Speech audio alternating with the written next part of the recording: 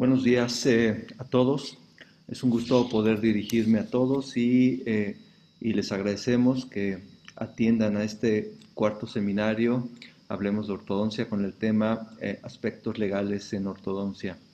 Y para mí es un gusto y un honor poder presentar al panel que nos acompaña el día de hoy con nosotros. En primer lugar, quiero presentarles a la doctora Hilda Torre Martínez. La doctora es egresada como cirujano dentista de la Universidad Autónoma de Nuevo León. Tiene un posgrado en el Hospital Infantil de San Rafael en Madrid, España, en convenio con la Universidad Complutense de Madrid. Es maestra en metodología de la ciencia por la Universidad Autónoma de Nuevo León y tiene un doctorado en odontología en la Universidad de Granada, España. Es profesora de tiempo completo de la Universidad Autónoma de Nuevo León. Eh, perdón. Es conferencista nacional. Eh, ha tenido diversas publicaciones de artículos científicos en revistas nacionales e internacionales. Es miembro del Comité de Evaluación de la Especialidad de Ortodoncia COPAES y CIES de la Dirección General de Profesiones. Es miembro nacional a la trayectoria, tiene un premio nacional a la trayectoria de la excelencia Isabel Carrión López por la Asociación Mexicana de Ortodoncia. Es evaluadora de CONACYT desde marzo del 2013 a la fecha. Es subcoordinadora del posgrado de ortodoncia de la Universidad de Nuevo León desde el 2009 a la fecha. Tiene la certificación de la especialidad de ortodoncia por la Asociación Mexicana de Ortodoncia y Colegio de Ortodoncistas AC, con idoneidad por la Secretaría de Educación Pública desde el 2009 a la fecha. Y algo que es importante, la cereza del pastel, es que la doctora Torre es presidenta de la Asociación Mexicana de Ortodoncia y Colegio de Ortodoncistas AC. También quiero presentarles a la doctora Elba Karin Camacho Mercado. Ella es egresada de la Facultad de Odontología de la UNAM, egresada de la División de Estudios de Posgrado e Investigación de la Facultad de Odontología, donde realizó su posgrado de ortodoncia. Ella está certificada por el Consejo Mexicano de Ortodoncia, es profesora de asignatura de la Universidad Justo Sierra desde el 1993. Ha sido asesora de diferentes tesis profesionales. Es directora del grupo KDL. Es profesor de la maestría en ortodoncia en la Universidad Justo Sierra. Es ex coordinadora de la maestría en ortodoncia. Ella también tiene una maestría en docencia, tiene una práctica privada desde 1979, es conferencista nacional e internacional y es miembro de la Academia Mexicana de Ortodoncia, de la Federación Mundial de Ortodoncia y de la Asociación Americana de Ortodoncia. Y actualmente funge como secretaria de la Academia Mexicana de Ortodoncia. Nuestro siguiente panelista es el doctor Jorge Triana Estrada. Él es cirujano dentista por la Universidad Autónoma de México. Tiene una especialidad en Derecho Administrativo.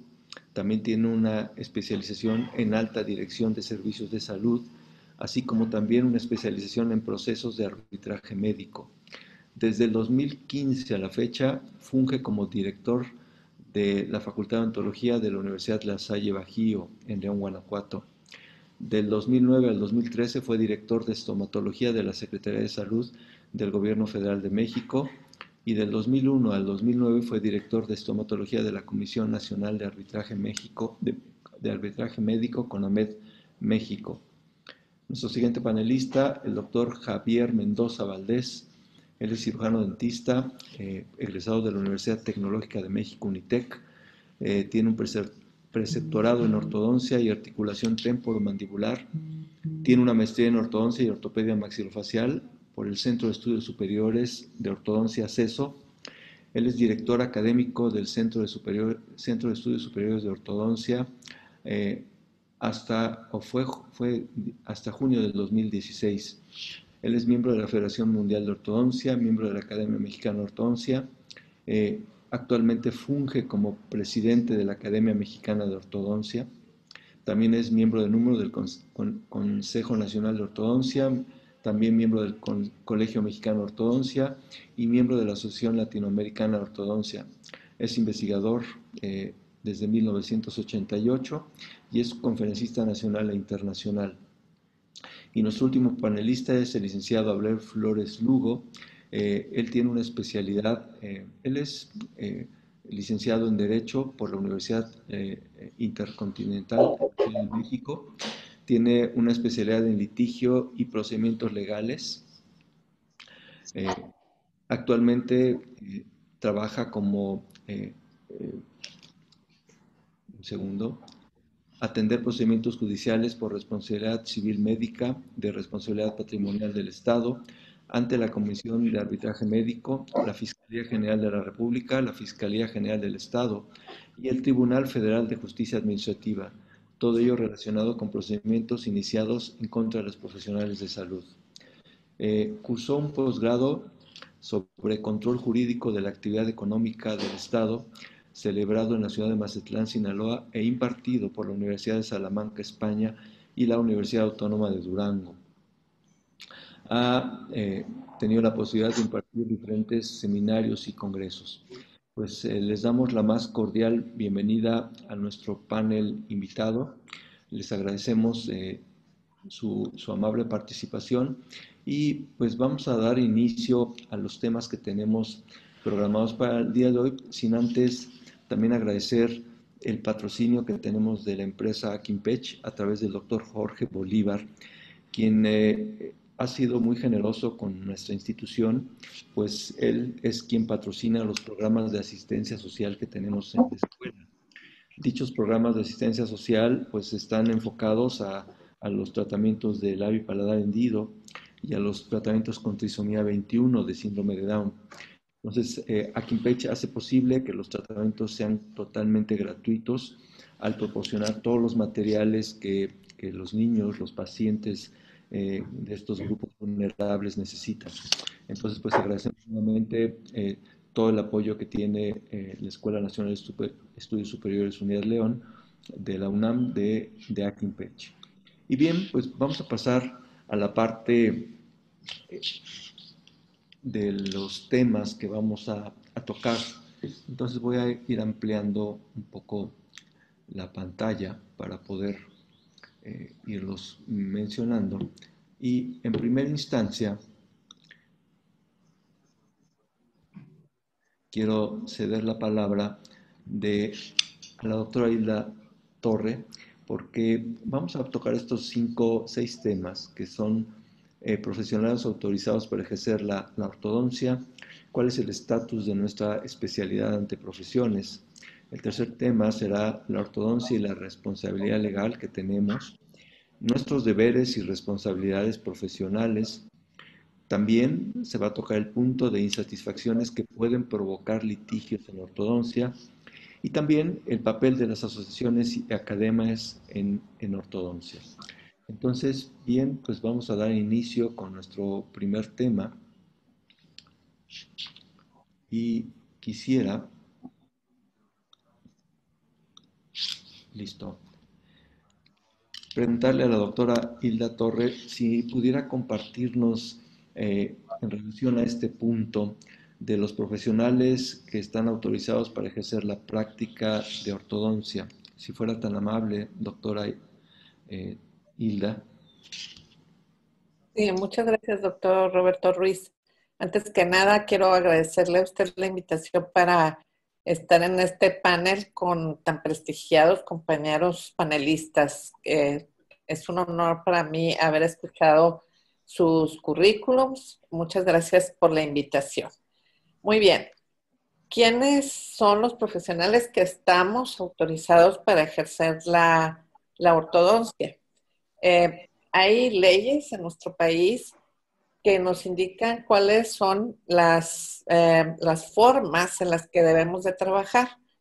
Y en el caso que nos ocupa de los profesionales para ejercer la ortodoncia, de acuerdo al artículo 5º constitucional, tenemos primero el artículo 3º de esta ley, que es para ejercer la profesión, que primeramente debemos tener un título legalizado que nos autorice a trabajar como un profesional. Este título debe tener un grado académico.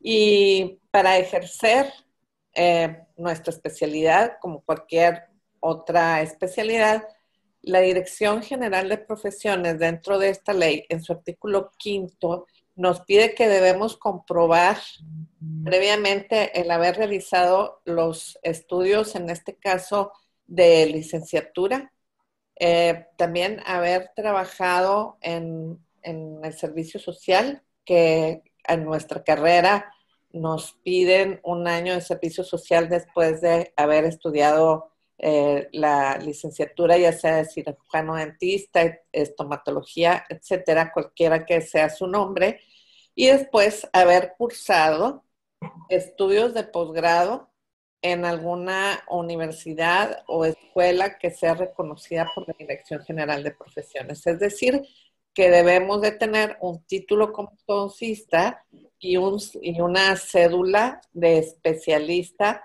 para poder ejercer la profesión. Para quienes estudiamos en el extranjero, como fue mi caso, nosotros no obtenemos una cédula de especialistas porque en muchos países no se otorga este permiso para trabajar.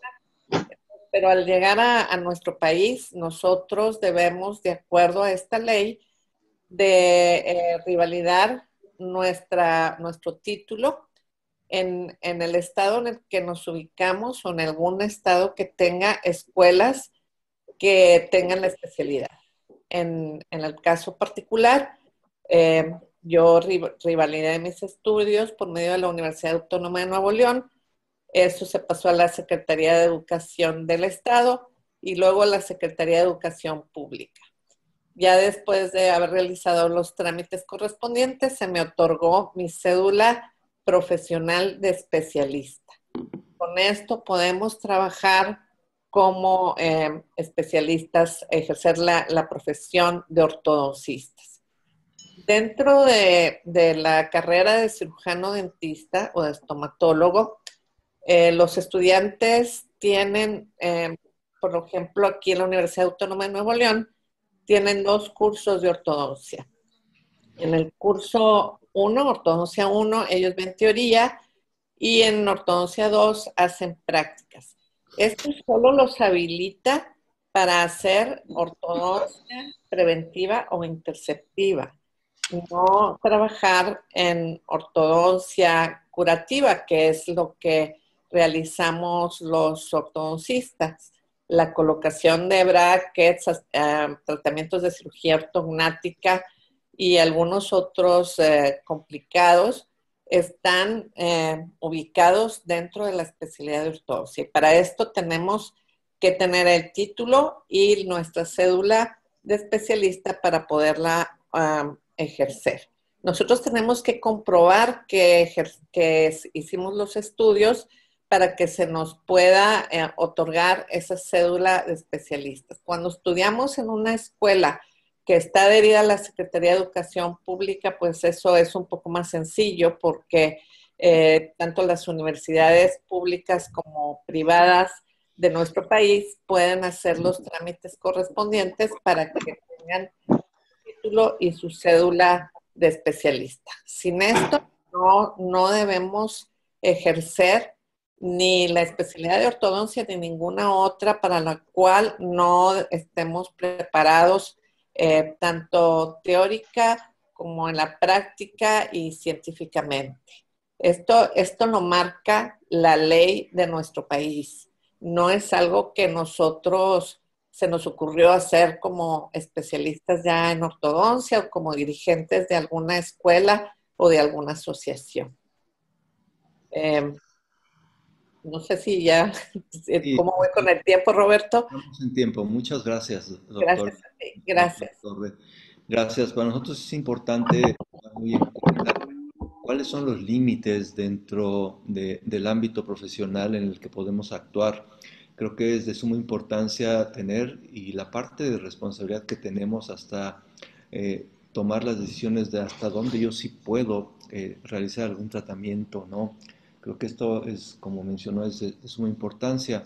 En ese sentido, quisiera pedirle a la doctora Camacho si pudiera complementar un poco de lo que nos ha hablado la doctora Torre en relación a quiénes sí, quiénes no. Por favor, Elba. Sí, muchas gracias. Buenos días a todos. Principalmente agradezco a la Escuela Nacional de Estudios Superiores de Unidad León por la invitación, al doctor Roberto Ruiz, que bueno, ya fuimos casi compañeros en el posgrado, y a mi maestro, el doctorito, que me da muchísimo gusto verlo muy activo, ¿sí?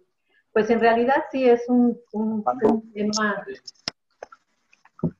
sí es un tema arduo el que nos ha tocado el día de hoy, principalmente porque se presta a muchas incoherencias, a muchas dudas y a saber quién debe y quién no debe. Es de tal manera, pues nosotros meternos un poquito con lo que es la ley, no un poquito, yo creo que un bastante, pues, que es nuestro tema, ¿no? Aspectos legales en ortodoncia.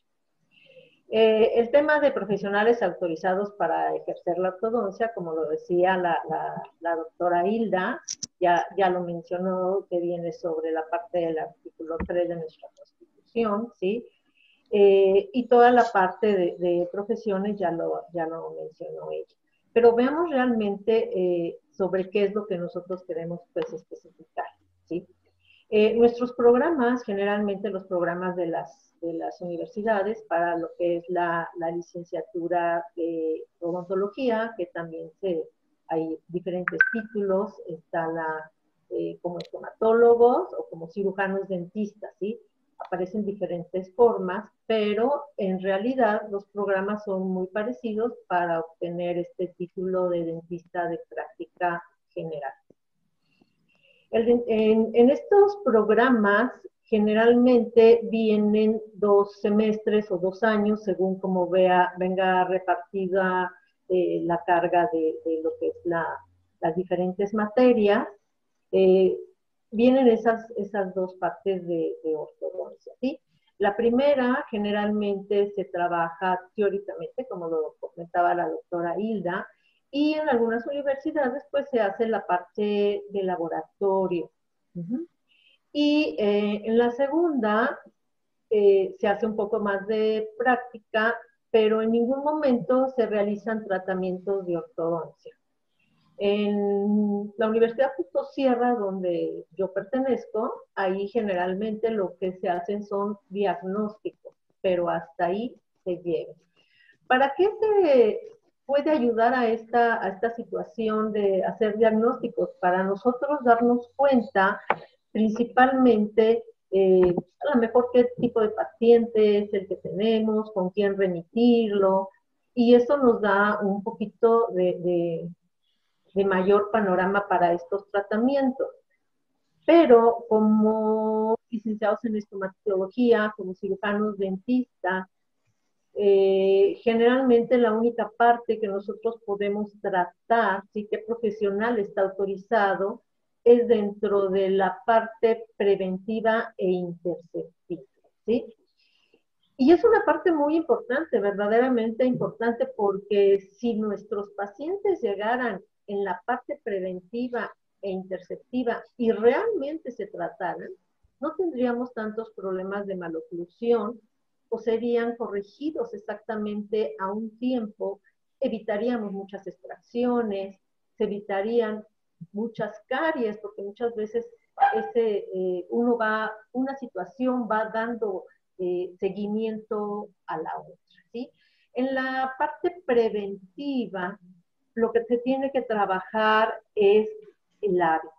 Esos hábitos que nuestros chiquitos toman, esas succiones de dedo, el perder piezas antes de, perdón, órganos dentarios antes de su tiempo de exfoliación normal, empiezan a provocar muchos problemas de pérdida de espacio, ¿sí?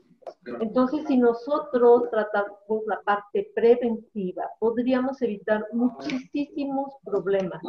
En realidad, es muy...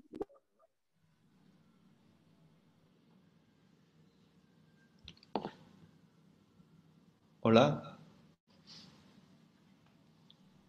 Ay, creo que me había desconectado, perdón. ¿Sí? No sé en qué me quedé. Sí, gracias. En esta parte es muy importante que el cirujano dentista verdaderamente conozca la parte de la intercepción, que es el siguiente punto, ¿sí? Cuando ya los pacientitos llegan con unas caries que no son suficientemente para poder restaurar y que tenemos que hacer las extracciones antes de su tiempo. Tenemos Entonces, 15 segundos, Selva, por sí, favor. gracias. Entonces el niño pues va a perder completamente esto. Si se colocan mantenedores, esta parte nos va a ayudar. ¿Quién lo debe de regir? Pues principalmente el especialista que tiene una cédula profesional. Y bueno, lo demás ya lo había comentado la doctora Hilda, ya sea que venga de alguna universidad, que tenga sus horas crédito, que son las que nos van a ayudar a nosotros a tener esas habilidades, destrezas y conocimientos para el tratamiento correctivo. Esos son los que deben de realizar la ortodoncia correctiva. Gracias. Muchas gracias, doctora Camacho. Quiero ceder la palabra al doctor Javier Mendoza para ver si que pudiera concluir de este tema, si es tan amable.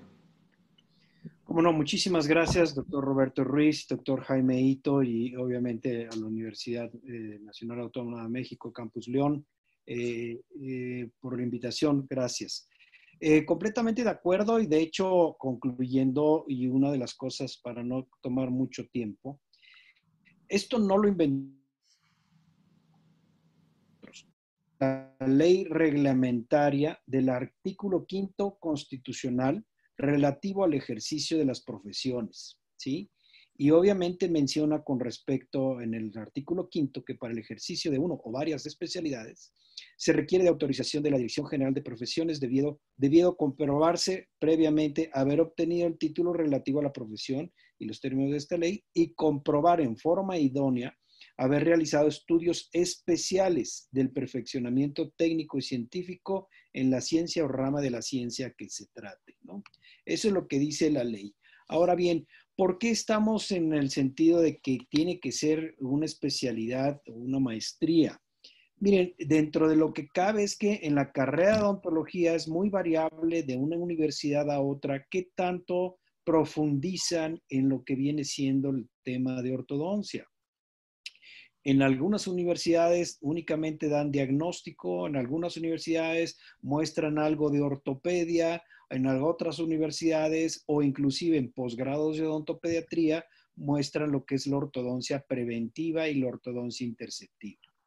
Sin embargo, la razón por la cual hay que hacer una especialidad para hacer un tratamiento de ortodoncia correctiva es que dentro del posgrado de ortodoncia en general tenemos otras materias adicionales a lo que es la carga de materias normales de la carrera. Y estas materias adicionales que tenemos en la especialidad o maestría en ortodoncia, precisamente es el entrenamiento en el diagnóstico, en el crecimiento y el desarrollo, en la biomecánica, en una serie de materias que en conjunto nos van a dar un trabajo más limitado, sin embargo, más especializado. Y lo que hemos visto es que muchas veces no es lo mismo pegar un bracket que realmente lograr hacer un tratamiento en donde se evitan hacer extracciones, a donde se considera la anatomía del paciente, el perfil de tejidos blandos, lo que es la fisionomía del paciente, la predicción de crecimiento y la predicción del tratamiento para llegar a los mejores objetivos.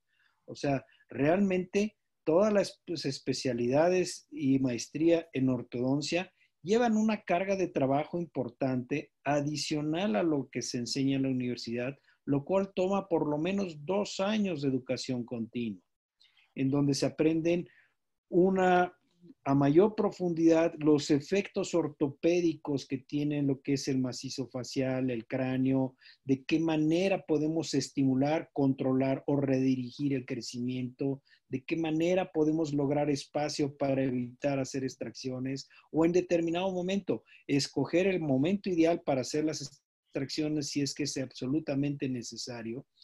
por el hecho de que se contemplan situaciones como el crecimiento, el desarrollo, el perfil facial, la armonía de tejidos blandos, y además de eso, durante el movimiento dental no es nada más mover un objeto de un lugar a otro, es saber cómo moverlo para controlar el anclaje, controlar hacia dónde se va a mover, si hacia adelante o hacia atrás. Y eso es lo que casi todos los posgrados nos dan. Un entrenamiento en biomecánica, en física de fuerzas, en vectores de fuerzas, en crecimiento y desarrollo, en armonía facial y en el manejo de anomalías craneofaciales, además de ortopedia. Y obviamente, pues aquí es a donde nos salimos un poquito del campo general o de la generalidad que muestran las universidades en lo que es la materia de ortodoncia. En la materia de ortodoncia generalmente te enseñan cefalometría o un poquito de ortopedia, manejo de espacios, ya sea en dentición mixta, mantenedores de espacios o recuperadores de espacios. Y en algunos posgrados de odontopediatría te enseñan hasta la ortodoncia y preventiva y en algunos casos hasta la interceptiva, así como muchas cosas de ortopedia maxilofacial. Y sin embargo, la ortodoncia comprende la ortodoncia preventiva, la interceptiva, la correctiva, la ortognática y obviamente para todo eso sí se requiere el conocimiento de las materias que antes mencioné. Muchas gracias. Gracias, Javier, qué amable. Pues sí, efectivamente, yo creo que una parte importante es saber dónde estamos parados y cuál es el compromiso, la responsabilidad que tenemos como clínicos, como profesionales ante nuestros pacientes. Y ese es el compromiso que debemos de adquirir para saber hasta dónde sí podemos hacer algún procedimiento y sobre todo, pues ser éticos, yo creo. En nuestro siguiente... adelante, doctorito. Gracias. Quisiera hacer dos comentarios sobre los puntos que tocaron tanto Javier como Hilda como Karim. Creo que es importante el que nos enteremos, sobre todo como Hilda comentaba, quienes han hecho la especialidad fuera de México, el hecho de que al llegar a México y poder establecerse y poder iniciar a trabajar en la ortodoncia, el que tenga que irse a registrar a profesiones, porque no, la especialidad que hayan hecho fuera de México no valida ante Secretaría de Salud o Secretaría de Educación Pública el título que traigan de otro país. Por eso no hay que ir, pienso yo, no sé si esté en lo correcto, Hilda o Javier o Karim, el hecho de que a fuerzas debe uno de ir a registrar la especialidad, el título de la especialidad ante la educación pública, que serían profesiones. Sí, doctorito, claro. Si nos obliga la ley a que vayamos a profesiones, no solamente a registrar nuestro título para que nos puedan dar la cédula, sino que llevar todos nuestros documentos, todos nuestros programas de estudio para que sean apostillados, o sea, ya vienen apostillados desde el país en el que nosotros estuvimos. Y luego ir pues a una universidad que imparta el posgrado o la maestría para que ellos hagan la validación. Si estamos viendo un estado, como fue mi caso particular, pues ellos lo llevan a la Secretaría de Educación del Estado y ya con la autorización de la Secretaría de Educación Estatal, ya se autoriza para que se vaya a la Secretaría de Educación Pública. Cuando yo regresé de España, yo esto lo veía muy lejos hasta que llegó, pues para empezar, la Secretaría de Salud y ahora pues se acompaña de la COFEPRIS a pedirme mi título y mi cédula de especialista como ortodoncista. Yo tenía mi título, pero no había tramitado mi cédula. Entonces tuve que tramitarla para poder ejercer correctamente mi especialidad. Sí, a eso quería yo llegar por el hecho de que también, no conocía tu situación, pero tuve también otros compañeros que habían hecho su especialidad fuera de México y sucedió lo mismo, ¿no? Y puede, uno está incurriendo en una falta, ¿o no, Javier? Sí, de hecho, mira, revisando la ley, de acuerdo a los artículos, precisamente en el artículo 9 de esta misma ley sobre las leyes de profesiones, del reglamentaria, artículo 5 constitucional relativo al ejercicio de las profesiones, en su artículo número 9 de la segunda parte del capítulo 2, dice que para que se pueda registrar el título profesional expedido por institución que no forme parte del sistema educativo nacional, será necesario que la Secretaría de Educación Pública revalide, en su caso, los estudios correspondientes del interesado y acredite haber prestado servicio social. Aquí lo del servicio social no aplica tanto para las especialidades. Sin embargo, los que vienen del extranjero, que estudiaron un posgrado en el extranjero, tienen que meter su Cardex de calificaciones, su carta de terminación de estudios, el diploma que les dan en el país a donde ustedes recibieron su entrenamiento y junto con los documentos propios que le piden, por ejemplo, la cédula profesional de odontología en todo caso y acta de nacimiento, comprobante de domicilio, muchos requisitos, pero todo esto se tramita en la Dirección General de Profesiones, precisamente, que es quien a través de la Secretaría de Educación Pública da validez a los estudios de especialidad en el extranjero. Gracias. Está contemplado. Gracias, doctor Ruiz. Gracias. Vamos a continuar entonces y quisiera ceder la palabra a la doctora Hilda Torre para que nos comentara al respecto de cómo percibe el estatus que tiene nuestra especialidad ante profesiones. Gracias, doctor Ruiz. Bueno, yo creo que tenemos un buen estatus en la Dirección General de Profesiones. Creo que llevamos una buena relación los ortodoncistas con esta entidad de nuestro país. Y pues es importante saber también que ellos revisan los programas tanto de posgrado como o sea, el de la especialidad como el de la maestría. Ellos tienen algunas facultades y tienen obligaciones, entonces entre las facultades que tienen, pues es expedirnos la cédula de especialistas, bueno, también la cédula profesional, la cédula de especialistas cuando ya cursamos algunos estudios de posgrado y que están debidamente comprobados y que además pueden tener entre sus facultades el poder cancelarnos registros de títulos de profesionistas o de especialidades de acuerdo a nuestro trabajo diario. O sea, si nuestro trabajo incumple con con esta ley de la que hemos estado hablando en esta mañana, pues ellos podrán retirarnos nuestra cédula, ya sea de profesional o la cédula de la especialidad o de la maestría. Creo que el vínculo que tenemos como ortodoncistas cada vez ha sido mejor y cada vez nos han ayudado y nos han apoyado más en muchas situaciones. Ellos tienen la facultad también de autorizar a que se formen escuelas tanto en universidades reconocidas como escuelas privadas para que se otorgue en la especialidad o la maestría de ortodoncia. Y ellos tienen sus requisitos, entonces creo que es importante saber que la Dirección General de Profesiones nos obliga, o sea, si yo quiero poner una escuela y para otorgarla el grado de especialidad o de maestría en ortodoncia, ellos tendrán dentro de sus obligaciones que revisar esos programas.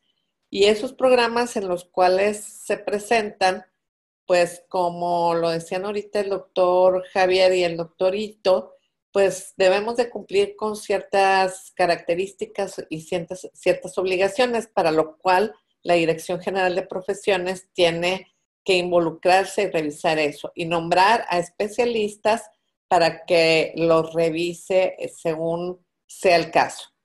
La especialidad de ortodoncia puede llevarse en estudios de 2.600 horas crédito hasta 5.000 horas crédito. Y estas horas de trabajo son de tiempo completo. Entonces, la Dirección General de Profesiones tiene la obligación de revisar estos programas y de revisar que se lleven a cabo adecuadamente.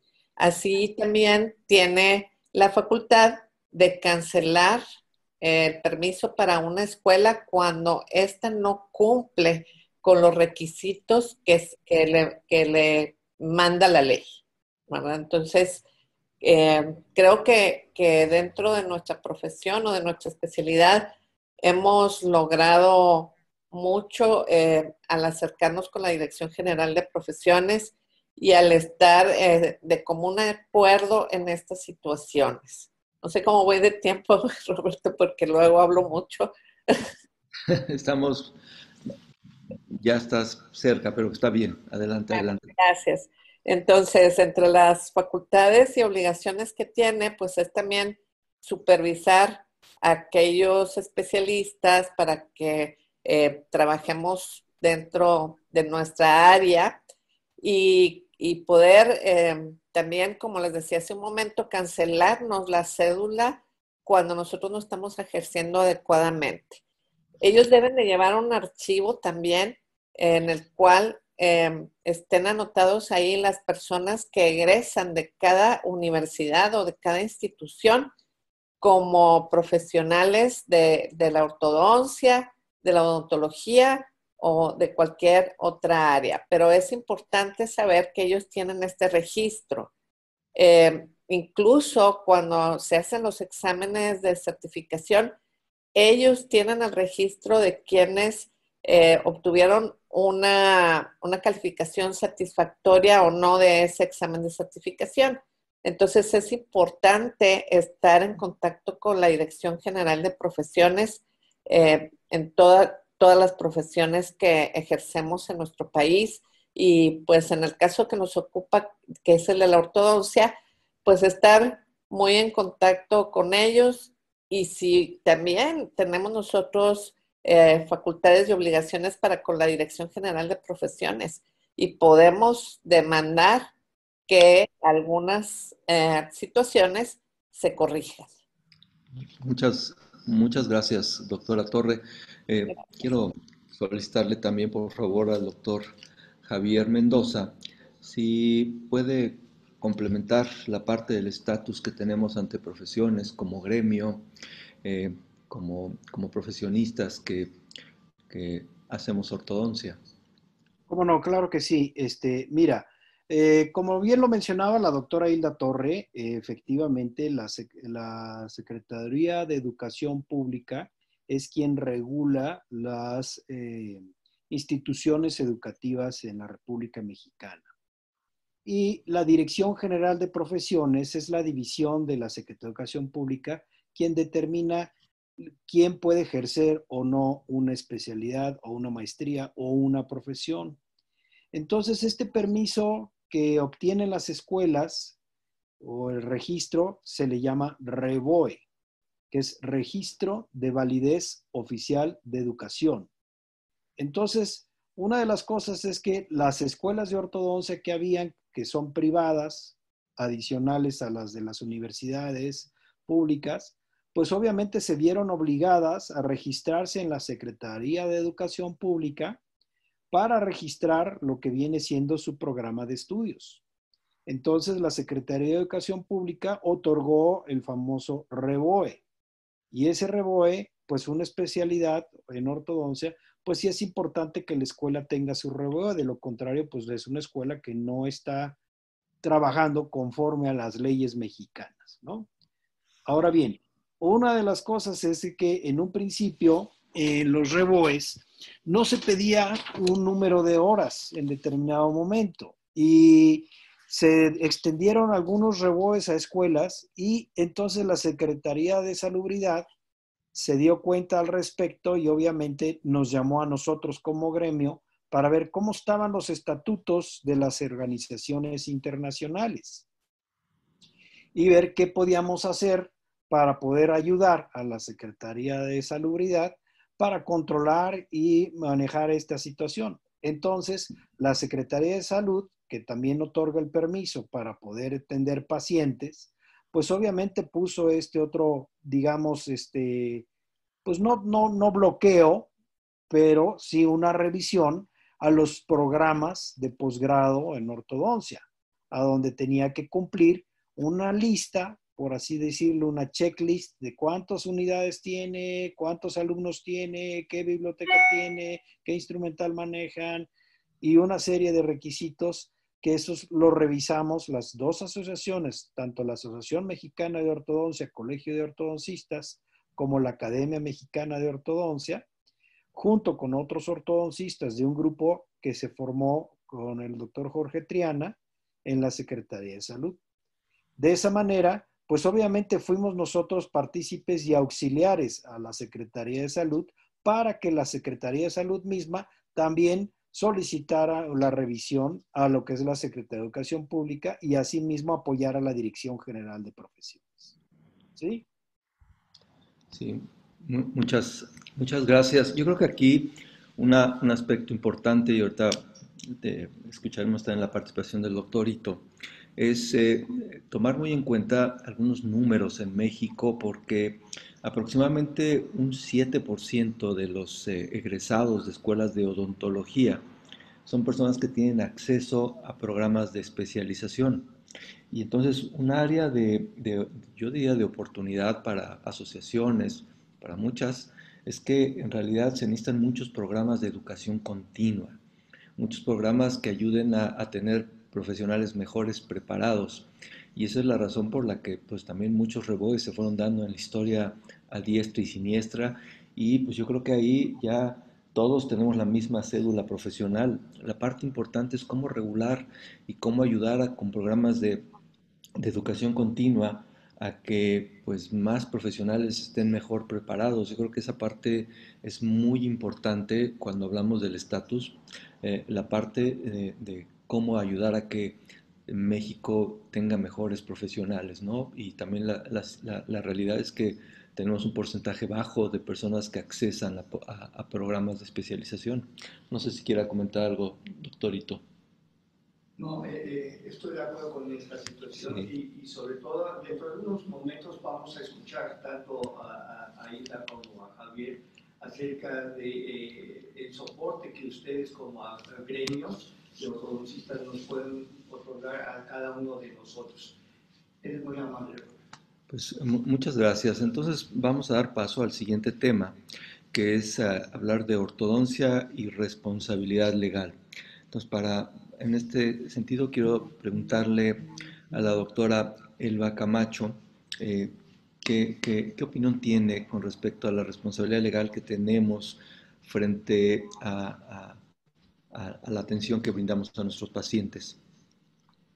Sí, gracias, doctor Roberto. Bueno, principalmente lo que es la responsabilidad jurídica, ¿sí? Para nosotros cubrir los puntos debemos tener tres importantes.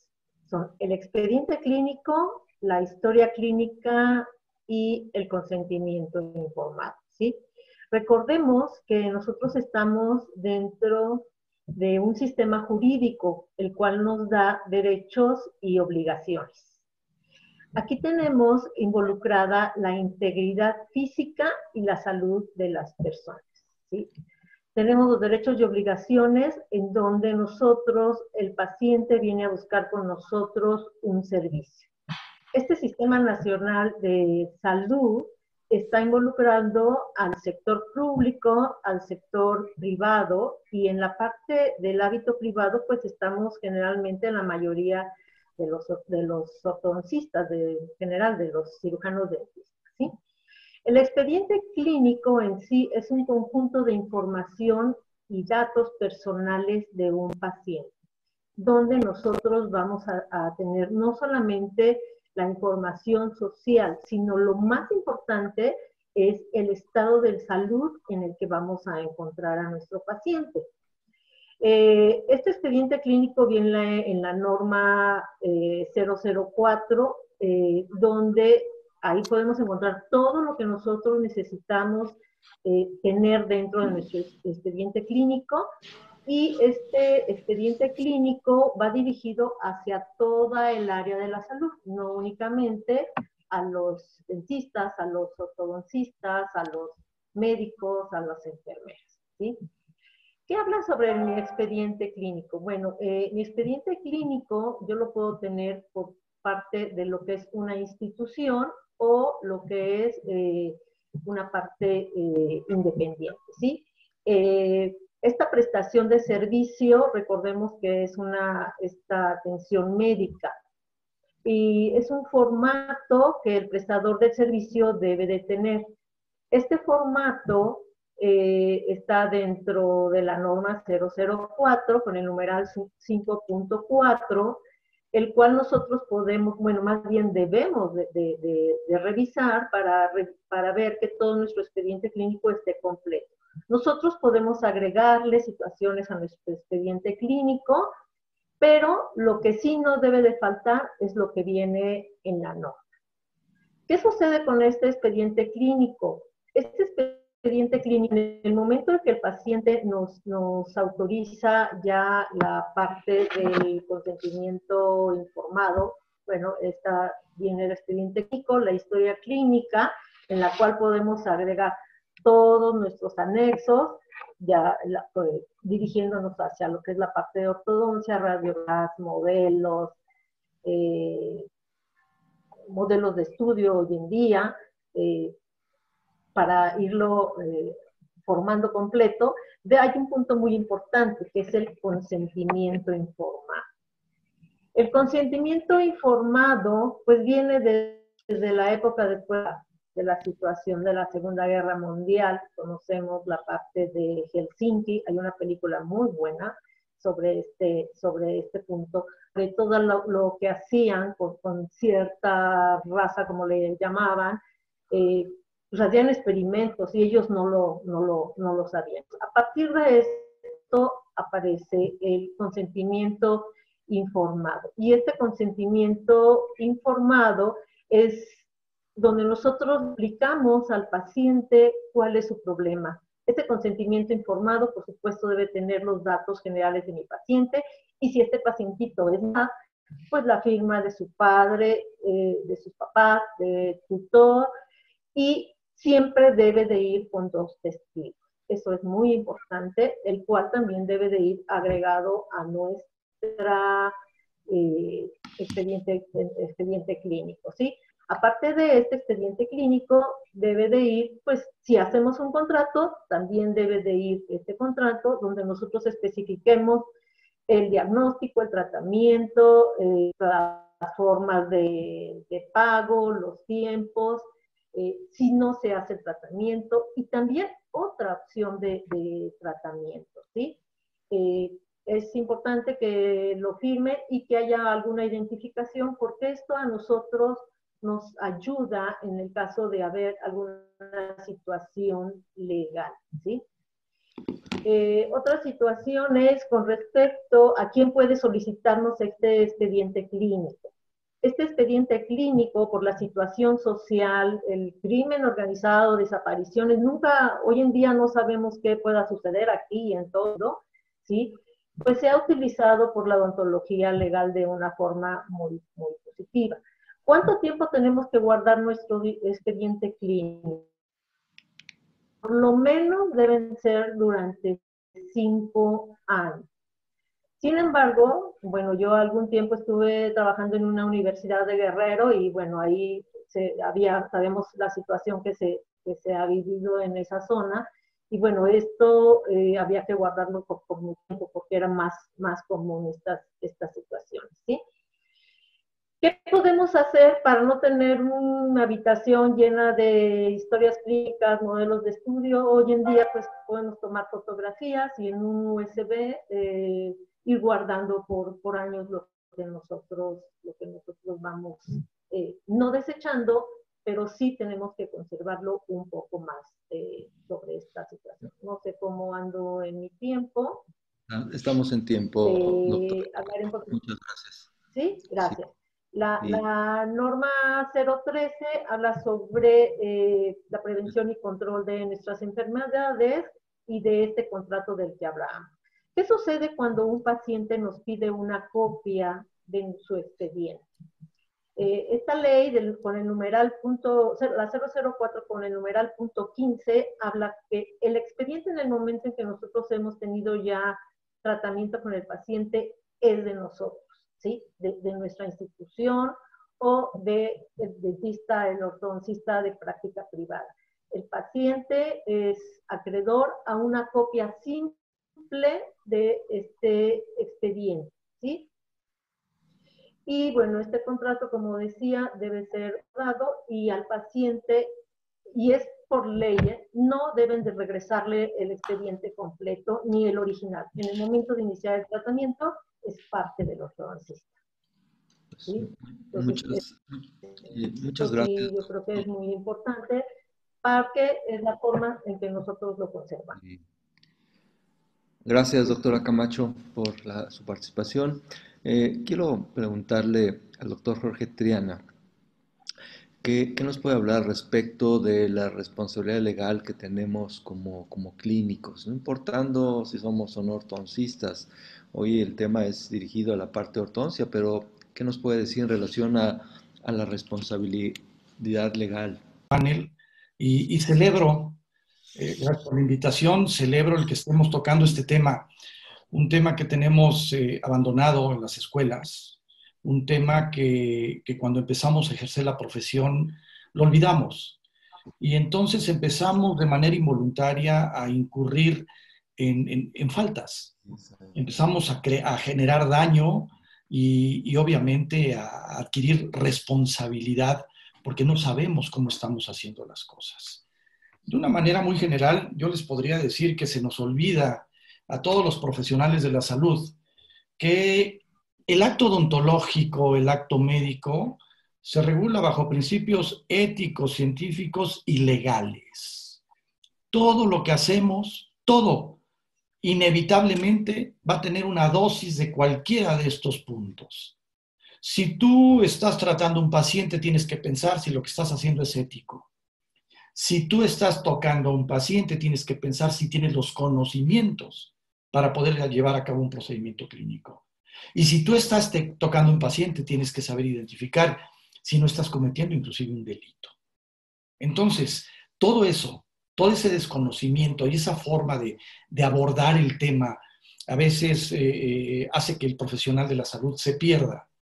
Y de una manera involuntaria comete errores, genera eventos adversos, le causa daño a los pacientes. De una manera, quiero hacer una precisión, de una manera no intencional y que cuando causamos daño muchas veces aparece súbitamente. El problema es que no fuimos previsores, no tuvimos los cuidados necesarios y es donde empezamos a generar responsabilidad. Una responsabilidad que se genera cuando no cumplimos con nuestras obligaciones. Y se nos olvida a los profesionales de la salud que tenemos 3 tipos de obligaciones a cumplir.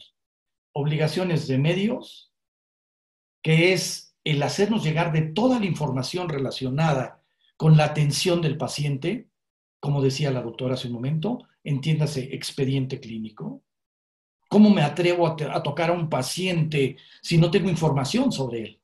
Porque abrió la boca, ¿es suficiente? ¿Ya me di cuenta qué es lo que tiene? Ahí estaríamos incurriendo en una falta a un deber ético, porque tengo esa obligación moral, ese compromiso para con mis pacientes, pero aparte, la ley me obliga a elaborar ese tipo de documentos. Pero si no tengo los conocimientos, pues entonces ya completé mi triada de problemas, ¿no? Esa es la obligación de medios y la obligación de seguridad, doctores.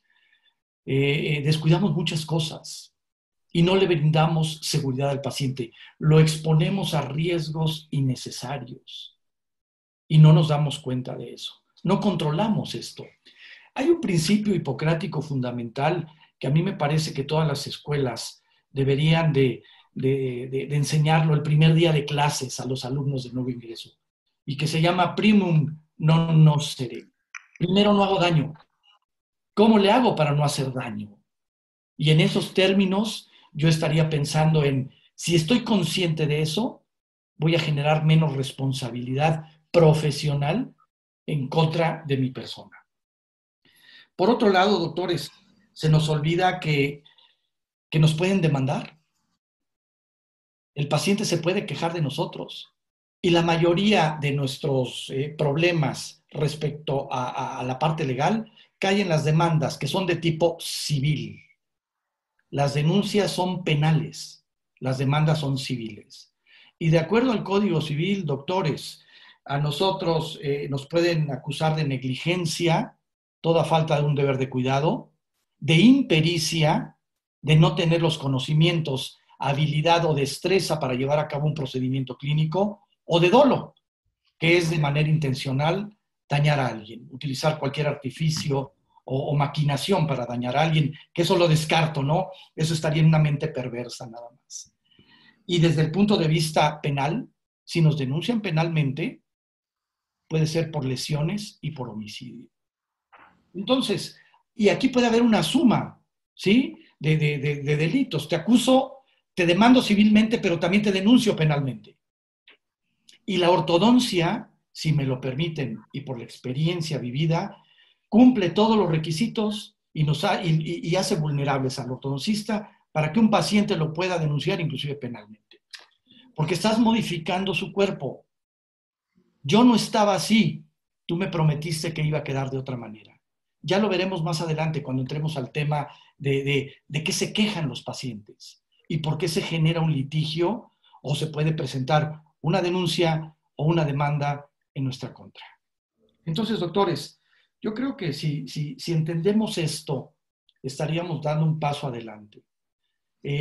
Son temas difíciles de compartir, difíciles de digerir, de entender muchas veces, pero es nuestra obligación el saberlo transmitir para que mejoremos ese ejercicio profesional en cualquiera de sus especialidades.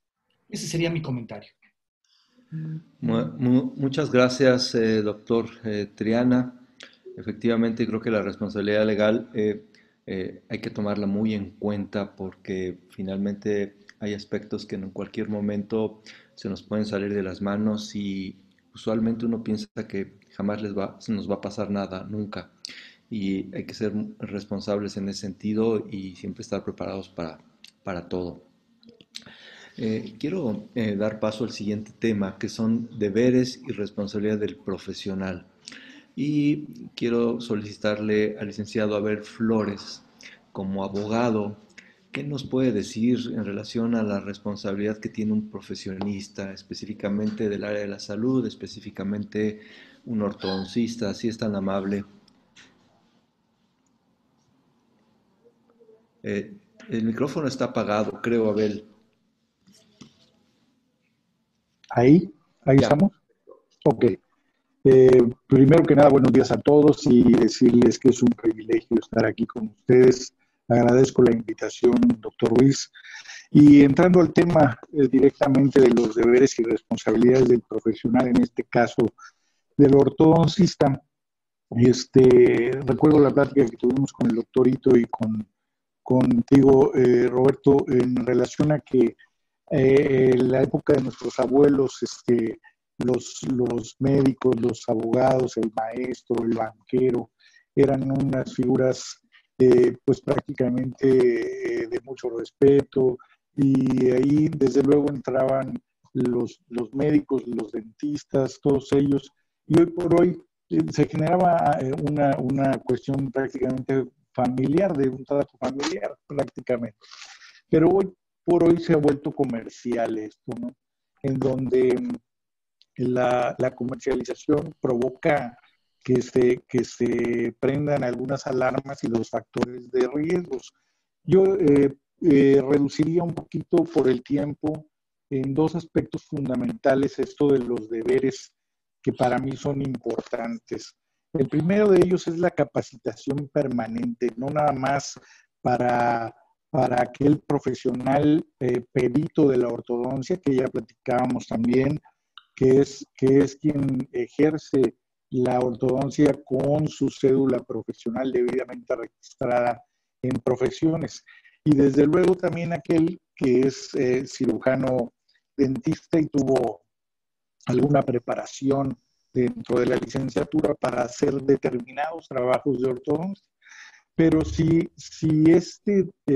esta persona que no tiene la especialidad, de repente lleva a cabo trabajos que están encomendados al especialista, entramos en un área muy delicada que es la de los hechos ilícitos, que ya tocaba el doctor Triana de alguna manera, en donde la Suprema Corte de Justicia de la Nación ha determinado que la responsabilidad de los profesionales de la salud, en este caso de la ortodoncia, se deriva de la comisión de un hecho ilícito, que este hecho ilícito tenga como efecto la causación de un daño y que este daño tenga una relación causa-efecto con el hecho y el daño causado al paciente, ¿no?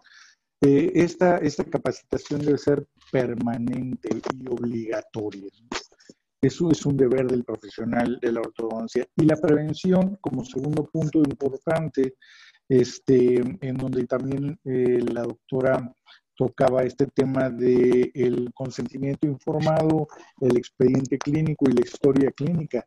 Esos son documentos que es de todo deber del profesionista, en este caso del ortodoncista, tenerlos al día y pecar un poquito en la exageración, teniendo todos los aspectos cubiertos, porque ustedes también son profesionales que aplican elementos como la anestesia, como la modificación de algunos huesos, etcétera. Entonces, esto debe ser firmado por el paciente siempre, debe ser firmado por los familiares siempre, debe tener un resumen del tratamiento que se va a hacer y los pasos a seguir, siempre tenerlo a la mano, lleno y actualizado.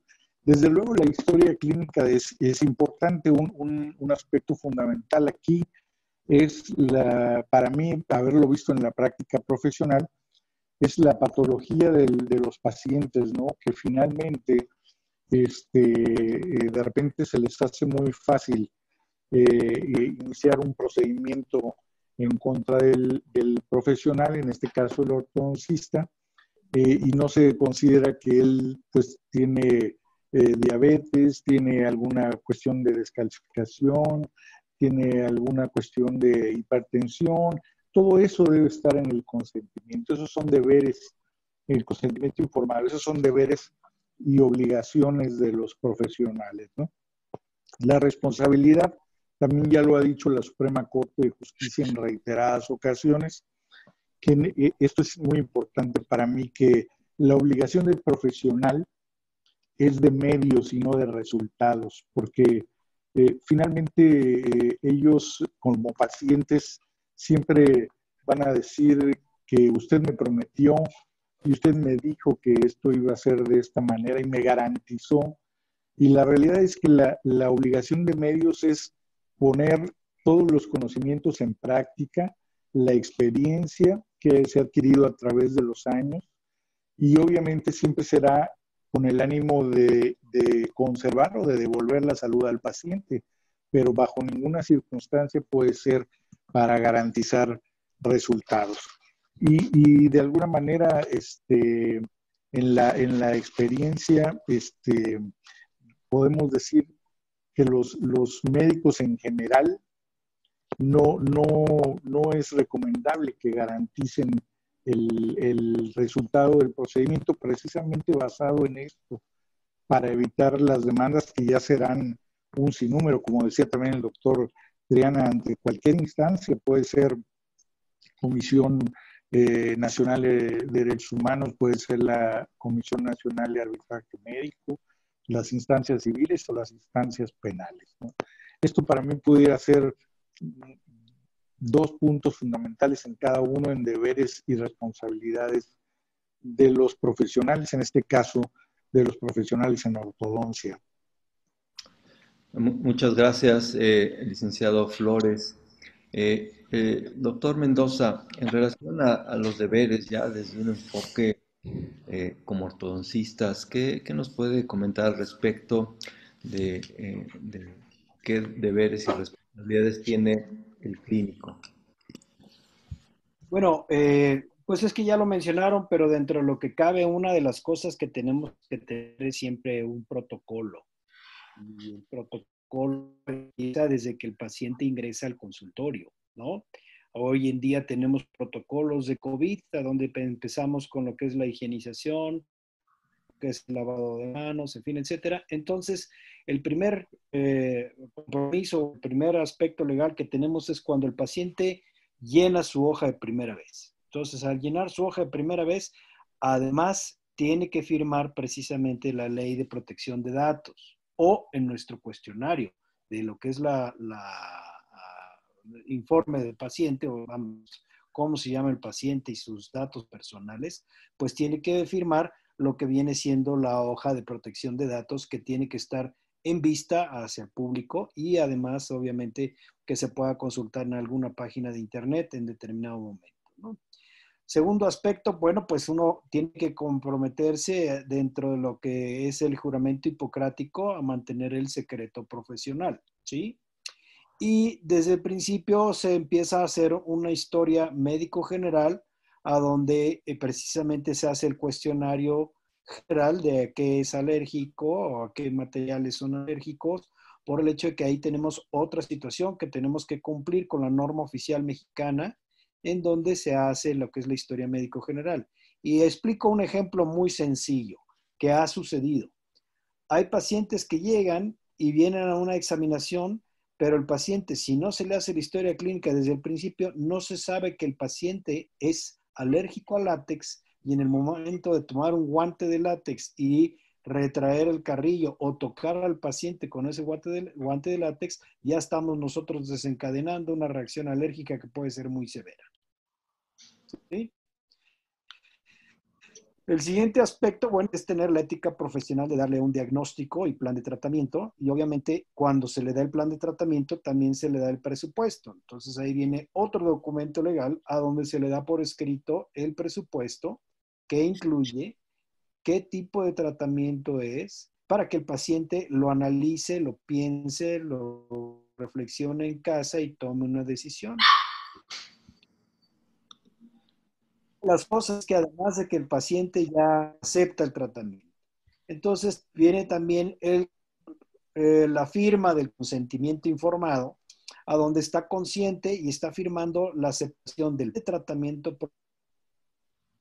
está aceptando condiciones de pago del mismo, está aceptando lo que viene siendo todo, que las instrucciones que se le dieron, obviamente dentro de lo que uno le llamaría, bueno, aquí en la consulta privada le llamamos el paquete. Hay que entregarle el paquete donde vienen los informes, cuáles son los riesgos, cuáles son las limitaciones, cómo es el contrato del tratamiento, cómo es la cuestión de las condiciones de pagos y que el paciente entiende perfectamente y que acepta esa alternativa de plan de tratamiento. Entonces, ese es otro documento que el paciente también tiene que formar. Y en el momento que el paciente realmente acepte el tratamiento, ese es en el momento a donde los estudios de diagnóstico pasan a ser propiedad del consultorio, ¿sí? O propiedad del especialista, propiedad del dentista, a donde ya complementan lo que viene siendo la parte de lo que es el expediente clínico. Y de ahí en adelante se empieza con los protocolos de la norma oficial mexicana, en donde obviamente pues el paciente asiste a su cita y se le tiene que tomar la fecha de llegada, la hora de llegada y todo lo que marca la COFEPRIS, así como el procedimiento que se va a hacer y el procedimiento que se va a hacer en la siguiente cita, ¿sí? El paciente pues nuevamente tiene que firmar pues en la historia clínica la cuestión de la asistencia a esa cita, ¿no? Entonces, como ven, pues vamos pasando de requisitos en requisitos y se va haciendo como un protocolo tal como es el lavado de manos antes y durante y después de cada paciente. De igual manera, tenemos que tener nuestros protocolos para toda la documentación importante para desde que llega el paciente, cuándo del plan de tratamiento y presupuesto, cuando acepte el plan de tratamiento y presupuesto, el consentimiento informado y todas las indicaciones se tienen que dar verbales y por escrito. Y obviamente el paciente tiene que firmar que las recibió por escrito. Muchas gracias. Yo creo que un aspecto esencial en la parte de los procesos, si bien lo acaban de mencionar, tener protocolos de atención, hoy tenemos protocolos de bioseguridad, tener ya protocolos bien establecidos para el llenado de historia clínica, para averiguar todas las características inherentes a cada uno de los pacientes, creo que es muy importante, pero una parte como clínicos, porque justamente en días pasados comentábamos una reunión que tuvimos previa, que hoy en día así lo decía el doctorito, se ha mercantilizado mucho más la práctica.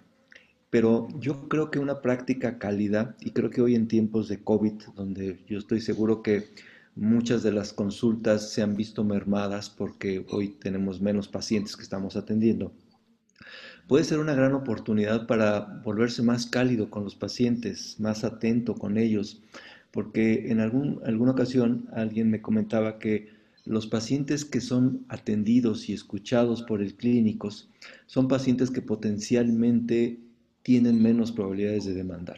Aquel paciente que yo me preocupo y le llamo cómo le fue, cómo se sintió, que atiendo cabalmente todas sus necesidades, es un paciente que, bueno, potencialmente va a tener menos probabilidades de demandarnos.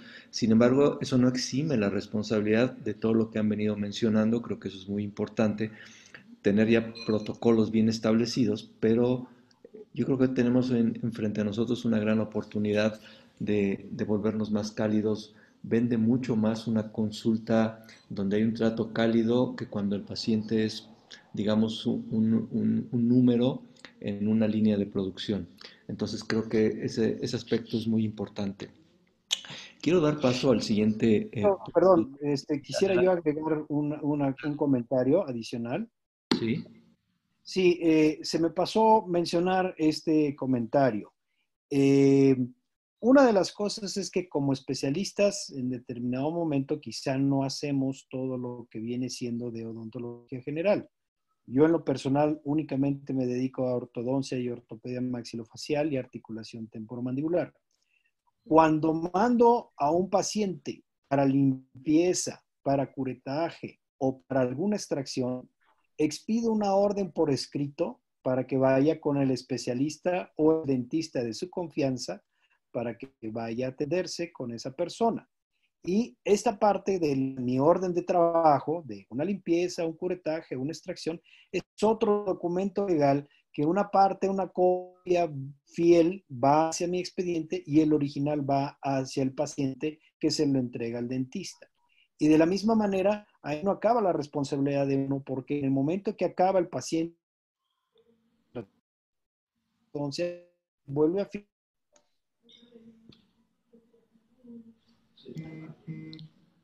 Se está perdiendo un poco la señal, Javier. Sí.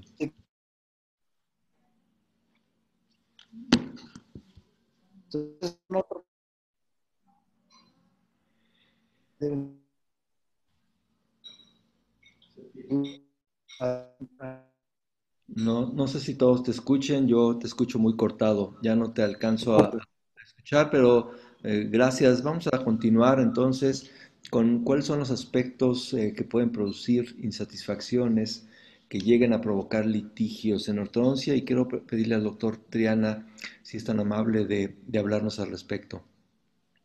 Claro que sí, Roberto. Sí. Mira, prácticamente estos puntos de inconformidad aplican para todas las especialidades. Sin embargo, como lo dije hace un momento, la ortodoncia es sumamente vulnerable para que durante ese proceso, esa línea de atención clínica, se pueda presentar alguna situación en donde el paciente tenga elementos para poder presentar una queja, en el mejor de los casos, en una comisión de arbitraje médico, una inconformidad, o ante un ministerio público o ante un tribunal, hablando ya de cuestiones civiles y o penales. Pero tocabas un punto hace un momento muy importante. La relación médico-paciente es fundamental. Los pacientes, y recuerdo muy bien las estadísticas en la Comisión de Arbitraje Médico, en odontología el 50% de las quejas se derivaban de un problema de comunicación. El problema, la comunicación es importantísima. Esa interacción entre el odontólogo y el paciente es fundamental, porque de ahí se derivan malos entendidos. Muchas veces el profesional de la salud no tiene esa sensibilidad de buen trato. Oiga, ¿de qué se queja usted, señor paciente? Doctor, ¿por qué vino a presentar una queja, una inconformidad? La verdad, lo único que quiero que venga y es que me explique por qué él ya no me atendía, él no me recibía, él no me decía buenas tardes, él no me saludaba. En muchas ocasiones. Otro elemento importante a considerar para que el paciente se inconforme por la actuación son los tiempos prolongados de tratamiento. Y bueno, sabemos perfectamente bien la duración que tienen los tratamientos de ortodoncia. Si no eres claro, si tu consentimiento informado no estableció esas condiciones de circunstancias de modo, tiempo y lugar de esa atención clínica, seguramente va a haber un malentendido. Por otro lado, somos muy dados a generar falsas expectativas. Y hace rato hablaba el abogado, Abel, en donde nos decía que, bueno, tenemos una obligación nosotros de medios y de seguridad, pero no de resultados, porque hay algo que se llama variabilidad biológica, que impide que nosotros reaccionemos de manera igual como seres vivos, ante un tratamiento, ante la administración de un medicamento, etcétera, etcétera. Entonces, esto tiene que llevarnos a no generar falsas expectativas. Yo siempre he puesto un ejemplo. Oiga, doctor, usted me dijo que me iba a dejar como portada de revista. Y cuando se ve al espejo, le dice al doctor, pero no del National Geographic. Entonces, caray, pues en eso no quedamos, ¿no? Yo quería quedar como de la revista Hola. Y los cirujanos plásticos, por ejemplo, o los ortodoncistas inclusive, ¿no? Son proclives a generar este tipo de expectativas falsas, que volvemos a lo mismo. Si tú elaboras un buen documento, una buena carta de consentimiento informado, ahí vas a especificar muchas cosas. Y ojo, el elaborar una buena carta de consentimiento informado no te exime de responsabilidad. Estás cumpliendo con una obligación, pero si las cosas las hiciste mal, eres responsable y tendrás que responder por tus actos. ¿Sí? Acuérdense, el consentimiento informado es un deber ético, es también una exigencia jurídica y tiene una finalidad clínica. No perdamos de vista eso. Bien, otro punto importante que también genera inconformidad en los pacientes es la modificación de los costos. Tú me cobraste, tú me hiciste un presupuesto inicial y ahorita me lo estás modificando. Es que el laboratorio, es que los materiales, es que la pandemia, ¿sabes qué? Tú no estás cumpliendo con algo que acordamos. Y otra vez me voy al consentimiento informado. Todo tiene que estar plasmado en un documento. Acostumbrémonos a hacerlo. Finalmente, el consentimiento informado es un convenio, es un contrato. Es un contrato desde el punto de vista jurídico, en donde estamos estableciendo obligaciones y derechos entre las dos partes que lo están firmando. ¿Sí? Estamos estableciendo condiciones de hacer o no hacer. ¿A qué me estoy comprometiendo contigo a cambio de qué? Y no lo respetamos. Otro punto importante, rápidamente, ostentarnos como especialistas sin serlo. Si el paciente se da cuenta también, te vas a meter en un problema muy grave. Puedes ser muy diestro, puedes ser muy hábil, pero si tú no tienes la capacidad de ser transparente en ese sentido y decir, lo puedo hacer, pero no soy especialista, y las cosas no salen como tú querías, te vas a meter en un problema grave, porque te estás ostentando como lo que no eres.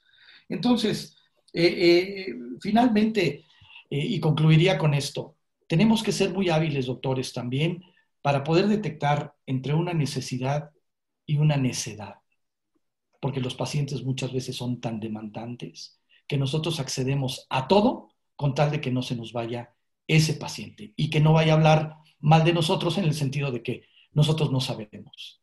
Ahí lo dejo para la reflexión. Me parece que ahí estoy abarcando la mayoría de los puntos del por qué un paciente puede quejarse y llevar a una instancia de atención de quejas o para dirimir un conflicto en otro nivel. Gracias. Muchas gracias. Yo creo que tienes toda la razón, doctor Triana, en el sentido de que es mejor ser muy éticos con los pacientes y en aras de a veces de tener un paciente más, que yo le digo, para que contribuya para la causa, es mejor dejarlo ir, que cualquier otro profesional lo pueda atender si yo no estoy capacitado para hacerlo. O en algunos casos, cuando también los pacientes son poco cooperadores, cuando hablamos de niños, es mejor hablar con los padres y decirles, ¿sabe qué? Ya no continuemos con el tratamiento, porque cuando nosotros decidimos hacerlo, transcurrido algún tiempo, ellos ya nos pueden exigir que por qué no ha habido cambios. Quisiera preguntarle también al licenciado Flores, ¿qué nos puede decir en relación, y más desde el punto de vista legal, en relación a las insatisfacciones que llegan a generarse en los pacientes? Abel. Sí, con gusto, doctor Ruiz. Pues complementar un poco la excelente participación del doctor Triana, porque finalmente las insatisfacciones, yo he visto en la práctica profesional que pueden ser de distintas índoles. Unas de ellas que son muy sencillas en cuanto al trato que hablaban ustedes, más humano con el paciente, que es se quejan, sobre todo en la CONAMED, son muy socorridos ese tipo de quejas, en donde ellos alegan que hay una mala o indebida atención de parte del profesional de la ortodoncia hacia el paciente, o bien los procedimientos que no han sido los adecuados.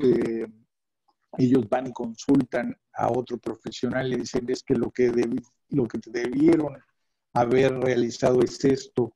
Entonces ellos toman eso, van y demandan que se presenten irregularidades dentro del propio procedimiento de ortodoncia. No está uno exento, también lo decía el doctor, que se presente alguna cuestión que pueda ser reparable ahí mismo o que finalmente sea causa posteriormente de alguna lesión o las secuelas que deje, en fin.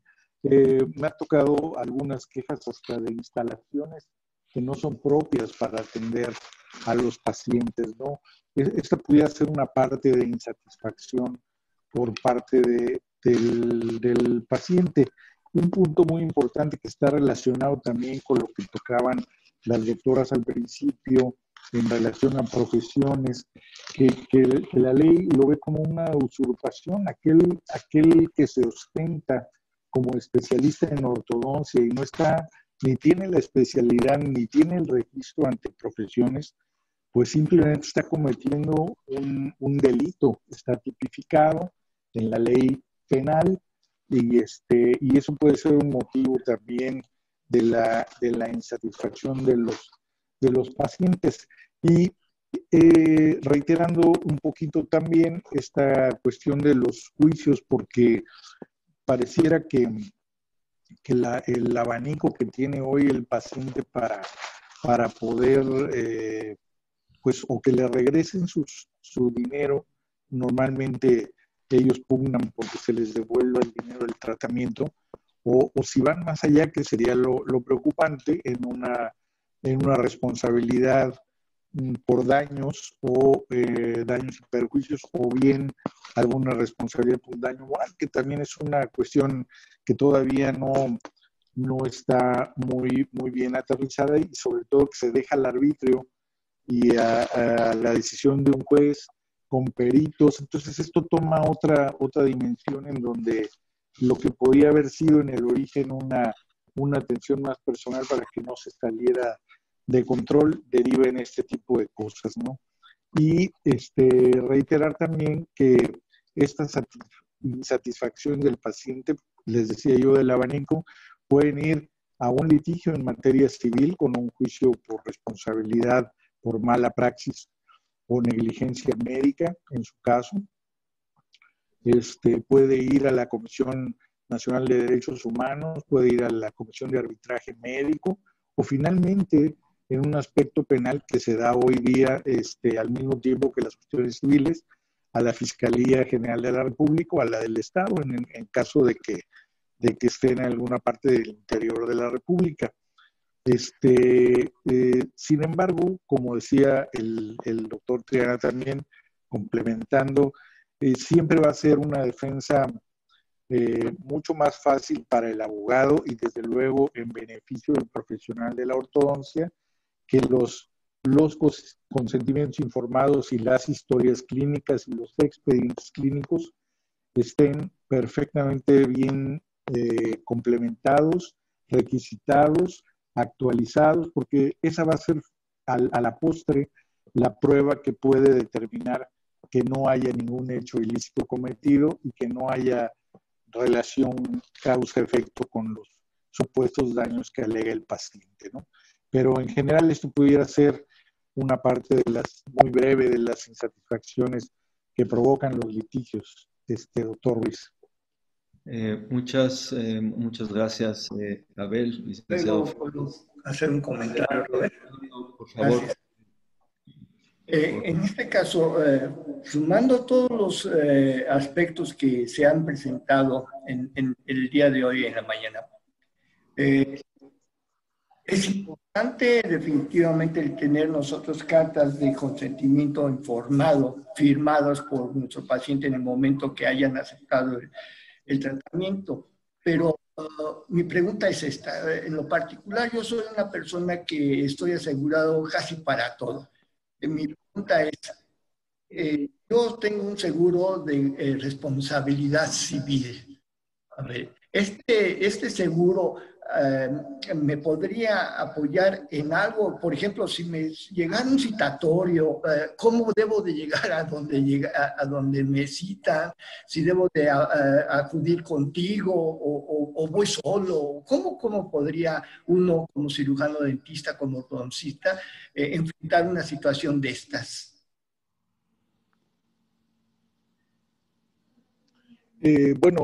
Sí, definitivamente, doctor Ito, el tener un seguro de cobertura sobre responsabilidad civil médica, yo diría que es fundamental y forma parte casi como el de gastos médicos mayores o el seguro de vida o el seguro del auto. Hoy por hoy el seguro tiene una cobertura en algunos casos, en algunas compañías aseguradoras que tienen coberturas hasta de 5 millones de pesos, que puede ser en un momento dado si no hubiera la posibilidad de salir avante en un procedimiento judicial, pues tener la posibilidad de que la póliza haga esa cobertura. Eso es fundamental. Para mí sería una recomendación para todo el profesional de la medicina. Yo que tengo una hija que es compañera de ustedes en odontología y ortodoncia, lo primero que le estoy recomendando es que tenga su póliza, porque no está exenta de que le pueda suceder una cuestión de esta naturaleza. Y a la segunda cuestionamiento, lo primero que debe de hacer uno es, en el día que recibe uno la notificación, acudir con el abogado de su confianza para que él tenga, esto es a base de tiempos, siempre se dan 9 días, 3 días, 5 días para comparecer a juicio, reunir los documentos, elaborar una comparecencia, en fin, cualquier documento que haya que presentar. Entonces el tiempo, lo peor que puede hacer uno es guardar la notificación en un cajón o empezar a comentarle a algún compañero de qué hacer, es acudir con el especialista para que pueda elaborar la defensa correspondiente. Gracias, Abel, eres muy amable. De nada, Jaime. Gracias, vamos a continuar. Y pues el siguiente tema que vamos a tocar es el papel de las asociaciones en las asociaciones y academias de ortodoncia. Y en el cual les voy a pedir, si son tan amables, a la doctora Isla Torre y al doctor Javier Mendoza, ¿qué papel juegan hoy las asociaciones en un México cambiante un México que hoy yo diría que tiene muchas oportunidades en puerta, porque estamos viviendo una etapa de contingencia, de pandemia, pero yo creo que hoy se están abriendo muchas oportunidades y tenemos enfrente de nosotros áreas de oportunidad. ¿Qué hacen hoy y qué papel ven prospectivamente ambas instancias, lo que es la Asociación Mexicana de Ortodoncia y la Academia Mexicana de Ortodoncia? Quiero pedirle primero a la doctora Isla Torres, si es tan amable de compartirnos. Muchas gracias, doctor Roberto Ruiz. Bueno, primeramente tenemos que cumplir con la Ley General de Profesiones, que tanto hemos hablado esta mañana, y en la cual, pues, como requisito es cumplir con el acta en la cual tenemos una asociación o un colegio debidamente constituido. Ellos nos ponen ciertos requisitos como tener presidente, secretario, tesorero, subtesorero, etc. Y tener esos documentos bien protocolizados bajo notario público para que tengan efecto. El papel de la Asociación Mexicana de Ortodoncia, y supongo que el doctor Mendoza como presidente de la academia, creo que coincidimos en esto, pues debemos de vigilar el ejercicio profesional de nuestros asociados, y en el caso que sea necesario, pues tal vez denunciar cuando un profesionista no está cumpliendo con las reglas de nuestras leyes y de nuestras asociaciones. En base a esto y en base a lo que comentaba doctor Ruiz, pues hay que auxiliar en todo lo posible tanto a la Secretaría de Educación Pública como a la Dirección General de Profesiones, porque todo lo que hagamos será en beneficio de nuestros pacientes y de nuestra profesión. Eso es con respecto a la formalización de nuestras asociaciones y colegios. Hay colegios que se establecen y que, por ejemplo, hace unos días la Asociación Latinoamericana de Ortodoncia me escribió para preguntarme acerca de un colegio que no está cumpliendo con las leyes y reglamentos de nuestro país. Tuve que decir que pues eso no está formalizado, ese colegio, con toda la pena del mundo, ¿verdad? Pero pues también nuestro país tiene que quedar bien, cumpliendo todas las reglas, no solamente con la Asociación Latinoamericana de Ortodoncia, sino con la Asociación Americana y con la Asociación Mundial de Ortodoncia. Entonces, esto es una parte importante. Ahora, con respecto a la situación actual que estamos viviendo, pues tenemos que apoyar a nuestros colegas, a nuestros socios y aún a los que no son socios, informándoles cuáles son los nuevos procedimientos que debemos de llevar a cabo para cuidar la salud de nuestros pacientes, la de nuestro personal en el consultorio y la de nosotros mismos. ¿Qué estamos haciendo? Pues estamos revisando, por ejemplo, hemos revisado el manual de procedimientos ante esta pandemia de la Universidad Nacional Autónoma de México. La Asociación Mexicana de Ortodoncia lo tiene publicado en su página de Facebook. Y así como es el de la UNAM, que me parece muy completo, tenemos otros tipos de procedimientos. Bueno, son los mismos procedimientos, pero de otras instituciones. Estamos dándole prioridad a eso y apoyo, como mencionaba, a nuestros socios y a nuestros colegas. Es importante la actualización, aún y cuando estamos, pues, quedándonos en casa, tal vez yendo a trabajar ya en estos tiempos, en estos últimos días, podemos ir a trabajar al consultorio, entonces tenemos que seguir en educación continua. ¿Qué hemos hecho para seguir con esto? Pues la Asociación Mexicana de Ortodoncia ha establecido tener reuniones mensuales en las cuales invitamos a un conferencista nacional o internacional para que nuestros socios estén actualizando, ya que esto es una responsabilidad que tenemos como asociación.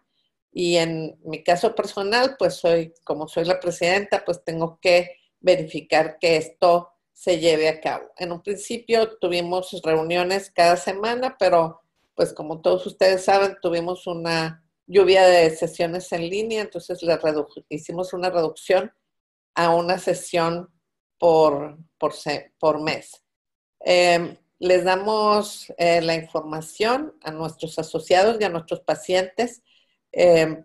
Por ejemplo, tenemos un escrito en el cual cuando el paciente va a venir a la consulta, nosotros se las enviamos para que vengan con los cuidados adecuados. También es importante que la asociación vigile que nuestros profesionistas estén cumpliendo adecuadamente. Ahora que hablaban de los aspectos legales, es muy importante que nosotros estemos revisando todo esto, porque no puede ser posible o no debe serlo, nada más que como también estamos en un lugar en donde muchas cosas se valen, entonces hay personas que sin ser especialistas hacen o tratan de ejercer la especialidad, lo cual va a derivar en muchas afectaciones para el paciente. Y eso nosotros lo vamos a ver cuando el paciente se dé cuenta que ya tiene un problema más grave que cuando llegó con el doctor o doctora. Entonces también es responsabilidad nuestra estar revisando todos esos aspectos y en el caso de que sea necesario, como es cuando hay una demanda ante la comisión médica, que tengamos un grupo de especialistas que puedan defender o que puedan actuar en contra de los procedimientos que se hayan realizado mal. Suponemos que cuando hay un procedimiento que no está bien hecho, pues no se hizo con dolo, pero tal vez sí con falta de conocimiento. Entonces, esto es responsabilidad también de las asociaciones. Tenemos que hacer nuestras reuniones por lo menos una vez al año para que nuestros asociados estén actualizándose en esto de la educación continua. La Asociación Mexicana de Ortodoncia tiene un congreso internacional al año. No habíamos tenido en otras ocasiones sesiones mensuales para la educación continua. Esto lo hacen cada uno de los colegios que están afiliados a la Asociación Mexicana de Ortodoncia. Cada colegio tiene su reunión mensual y aparte de informar cómo está el colegio, pues tienen un conferencista, pero debido a estos tiempos de pandemia, pues hemos estado haciendo nuestra labor, enriqueciendo la educación continua de nuestros asociados. Es importante que nuestros socios estén informados de todos los derechos y obligaciones que tienen dentro de nuestra asociación. Entonces tenemos que estar, valga la redundancia, informándoles a ellos continuamente qué es lo que pueden hacer, qué es lo que nos pueden solicitar y en lo posible gestionar todos los recursos que sean necesarios para la ejecución de la ortodoncia. También dentro de la Asociación Mexicana de Ortodoncia tenemos como ustedes saben, el examen de certificación con idoneidad por la Secretaría de Educación Pública. Ese examen lo aplica el Ceneval, entonces nosotros solamente hacemos un llamado a quienes quieran presentar el examen lo aplica el Ceneval, nos entregan los resultados, pero esos resultados se van directo al Ceneval, a la Secretaría de Educación, a Dirección General de Profesiones, y ya que está todo esto revisado, pues se expide un título de certificación. Y eso también es una responsabilidad de nosotros, entregar ese título a quienes han obtenido el puntaje para tener el nivel de satisfactorio. No se les dice sacaste 1000 puntos, no, nada más es satisfactorio o no satisfactorio. Y es nuestra responsabilidad otorgar ese título de certificación que se encuentra registrado ante la Dirección General de Profesiones. Nosotros no podemos falsear los resultados, ya que todo está legalmente adecuado, está en Ceneval, está en la Secretaría de Educación. Y bueno, nosotros siempre tendremos que manifestar las situaciones correctas cuando hay que felicitar a las personas y también hablar, aunque a veces nos cuesta porque son nuestros colegas, de las situaciones que puedan presentar una anormalidad dentro de los procedimientos que se están realizando. También es responsabilidad nuestra cuidar los cursos de educación continua que se están otorgando. La Asociación Mexicana de Ortodoncia no acredita las horas que se toman en cursos que no son adecuados según nuestros reglamentos.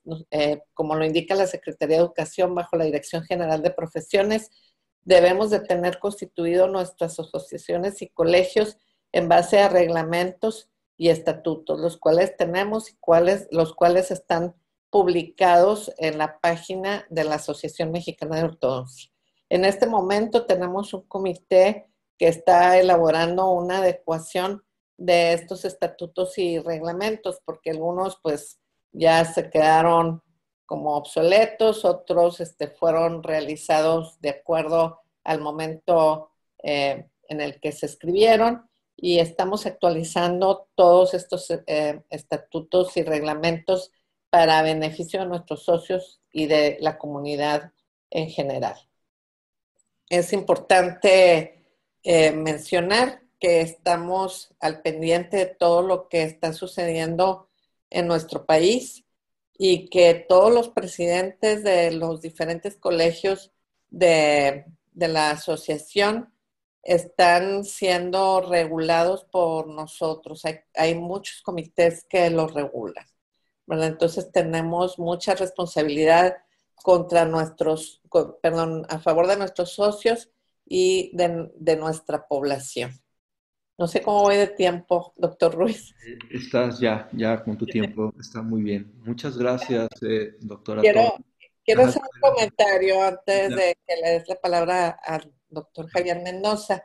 El logotipo que está ahí, tengo que hacer mención de que no es el logotipo que tenemos autorizado como Asociación Mexicana de Ortodoncia, el primero que presentaste junto con el de la academia, ese que parece el de la Casa Comercial American Orthodontics.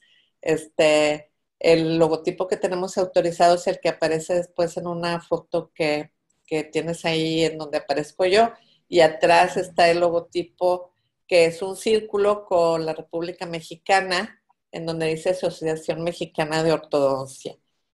Perdón, pero lo tenía que comentar. Ese logotipo es el que tenemos autorizado por el INPI. Eso no podía dejarlo pasar. Muchas gracias, doctor Ruiz. Gracias a ti.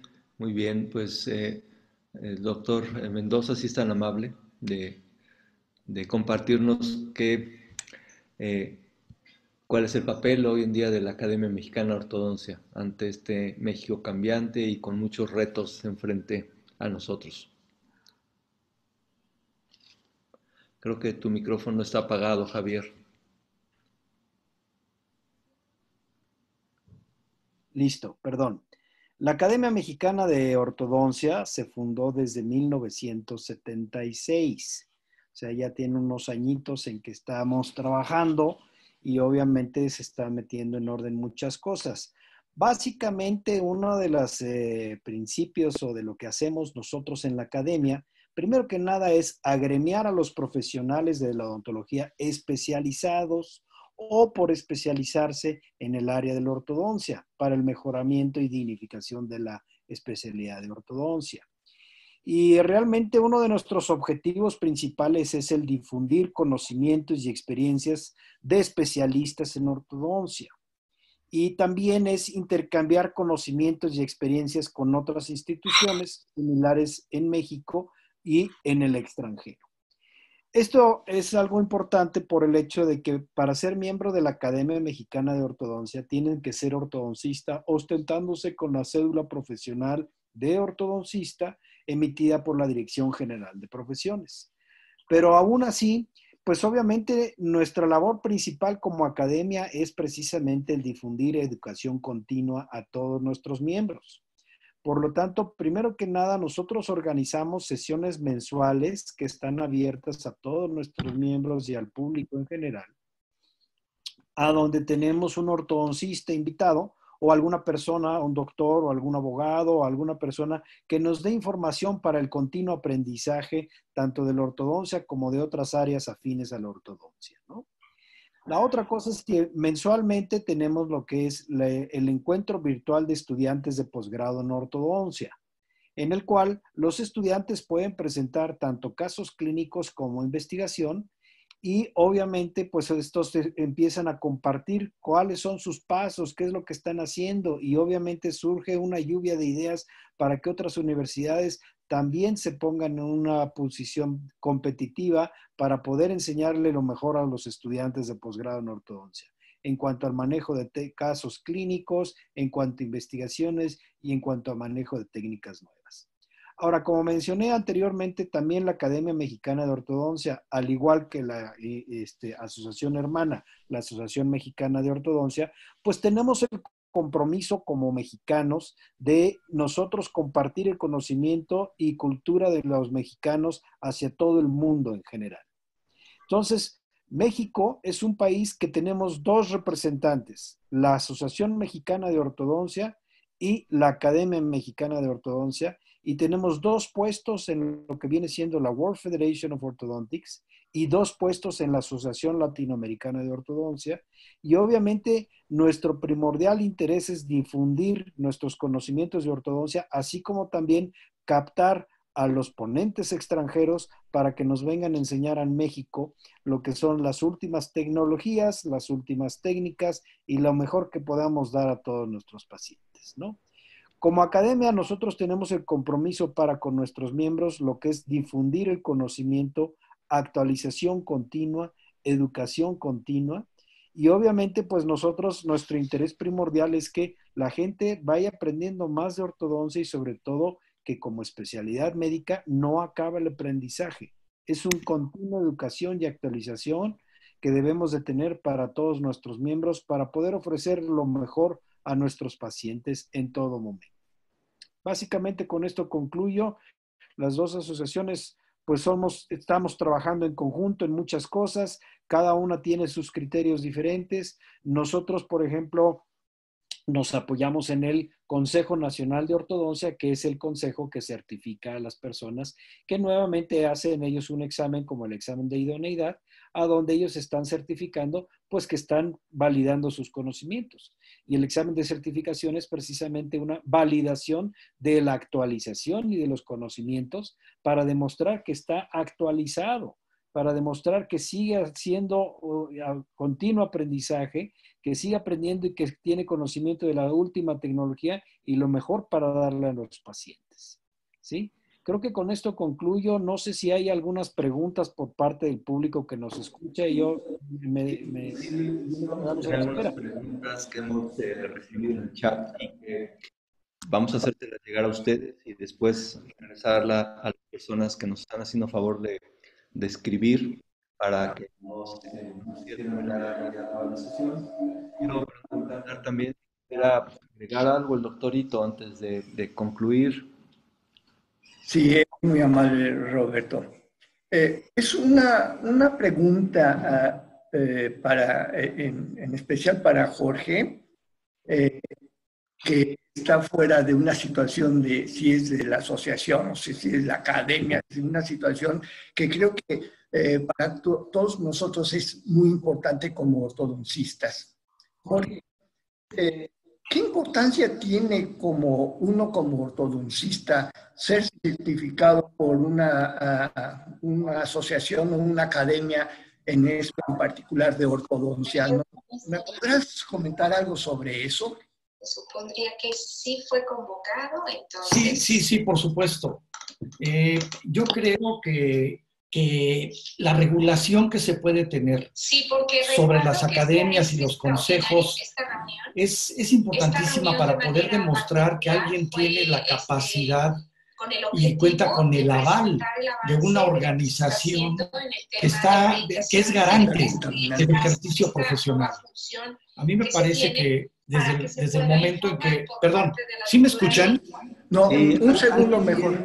Prendido su audio. ¿Sería tan amable de apagarlo, por favor? Sí. Todos los asistentes tienen que tener su audio apagado. Gracias. Jorge, adelante. A ver, ahora sí ya está, ya, ¿verdad? Ya creo que ya se puede escuchar, se oía mucho ruido.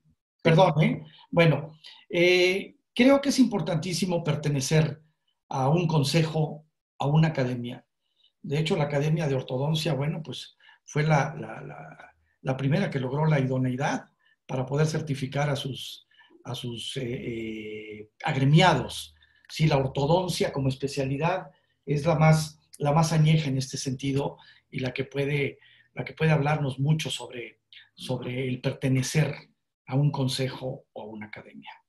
Si tú te ostentas como especialista, creo yo que la obligación es pertenecer a estas agrupaciones, a cualquiera de ellas. Tú no te puedes manejar como un ente independiente.